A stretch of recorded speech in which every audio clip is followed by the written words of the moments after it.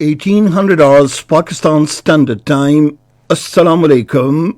This is Radio Pakistan. The news read by Daman Zaman. The headlines. Pakistan has condemned the terrorist attack in Kabul in which 27 people were killed today. The Prime Minister will visit Karachi tomorrow to inaugurate public welfare projects. The Special Assistant on Information and Broadcasting has said socio-economic empowerment of women is the foremost priority of the government. 300 tons of drugs will arrive in Pakistan from China next week to control the spread of locust in the country. A reputed Indian daily says the recent anti-Muslim violence in New Delhi was a failure of the state institutions. In the Pakistan Super League, Karachi Kings will take on Multan Sultans in Lahore today. And now the news in detail. Pakistan has strongly condemned the terrorist attack in Kabul, which resulted in the loss of several precious lives and injuries to many others. In a statement today, the Foreign Office spokesperson Aisha Farooqi said Pakistan has consistently supported a negotiated political solution of the Afghan conflict. She said, "Our thoughts and prayers are with those who have suffered in the tragedy." The spokesperson said Pakistan urges all the parties to work together in a constructive spirit for establishing durable peace and stability in Afghanistan. In Afghanistan, 27 people were killed and 29 wounded in a rocket attack that targeted a ceremony to mark the anniversary of a Hazara leader in Kabul today. A top Afghan political leader, Abdullah was present at the event but escaped unharmed. The Taliban said in a statement that they were not involved in the attack. The Prime Minister Imran Khan will visit Karachi tomorrow to inaugurate public welfare projects. In a series of tweets today, the Special Assistant to the Prime Minister on Information and Broadcasting, Dr. Firdaus Ashikawan, said Prime Minister will also review the priorities for the resolution of problems of Karachi. She said Imran Khan is a popular leader who has genuinely established public rule. She said the people have rejected the dynastic rule of families and they do not want them to come to power again. She said those who ruled the nation for decades are now admitting their failure.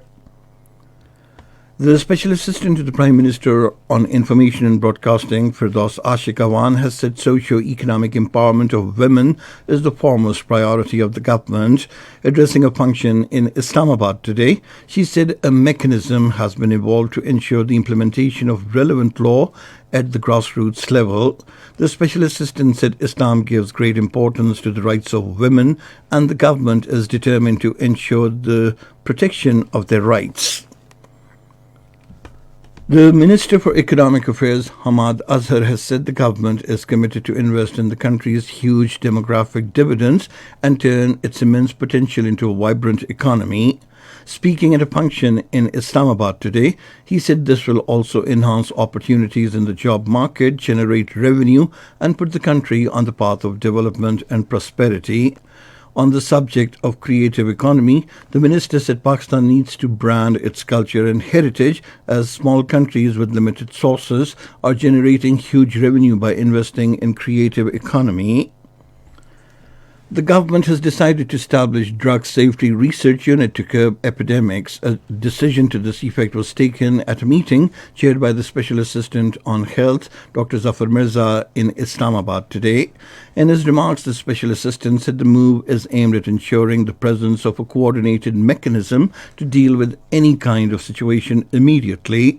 Meanwhile, chairing a meeting in Islamabad today, attended by representatives of different global organizations, Dr. Zafar Mirza said the government is using all available resources to protect the masses from coronavirus.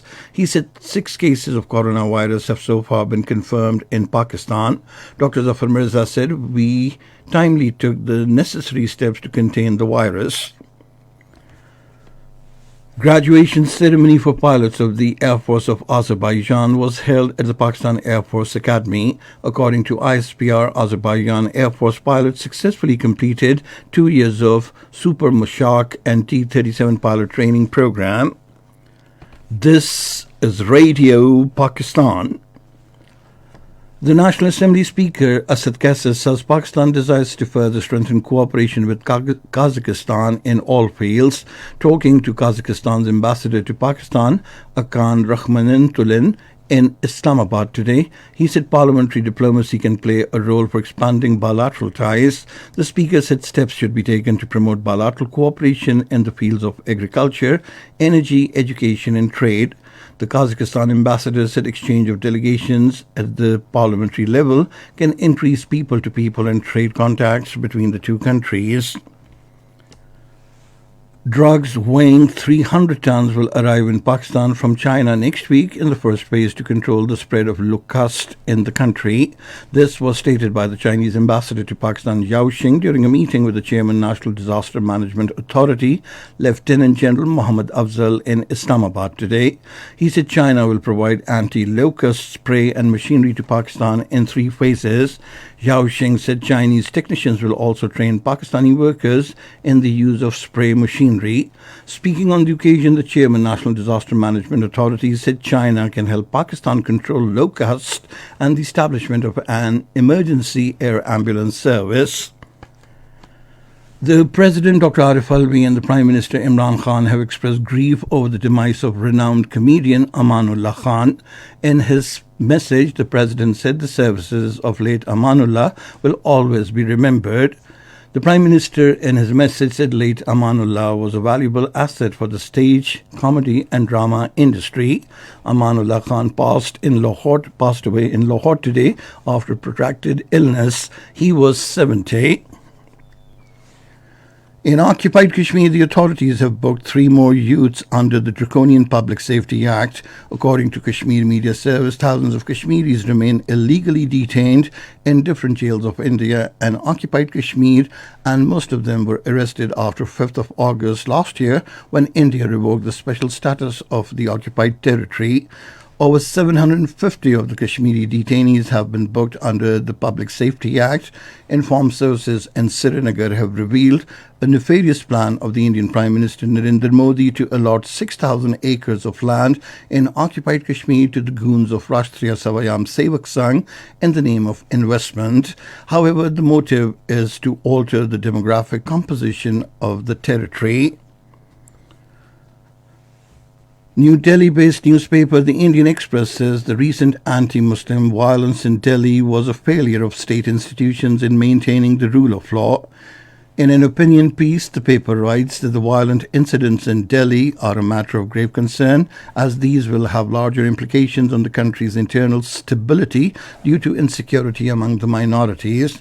The paper opines that a thorough inquiry must be held to identify the police officers who committed the lapses that led to the riots. In Syria, 15 people were killed in clashes between the government forces and insurgents in Idlib province today. The Syrian Observatory for Human Rights said 6 Syrian soldiers and allied fighters were killed, as well as 9 fighters from the insurgent Turkestan Islamic Party. And now cricket. In the 19th match of the Pakistan Super League, Karachi Kings will take on Multan Sultans in Lahore today. The match will start at 2000 hours Pakistan Standard Time. And finally, the weather. Intermittent rain, wind, thunderstorm is expected in Islamabad, Upper Punjab, Khyber Pakhtunkhwa, Kashmir and Gilgit-Baltistan during the next 24 hours. Hailstorms are also expected at a few places in Kashmir, Upper Khyber Pakhtunkhwa and the Potohar region. Dry weather is expected in other parts of the country. To end the news, here once again are some of the headlines. Pakistan has condemned the terrorist attack in Kabul in which 27 people were killed today. The Prime Minister will visit Karachi tomorrow to inaugurate public welfare projects in the mega metropolis. The Special Assistant on Information and Broadcasting has said socio-economic empowerment of women is the foremost priority of the government. Those were some of the headlines, and that is the end of this news bulletin. For more news and analyses, log on to our website, radio.gov.pk, and you can also watch the live video streaming of our bulletins on the link, facebook.com/Radio Pakistan News Official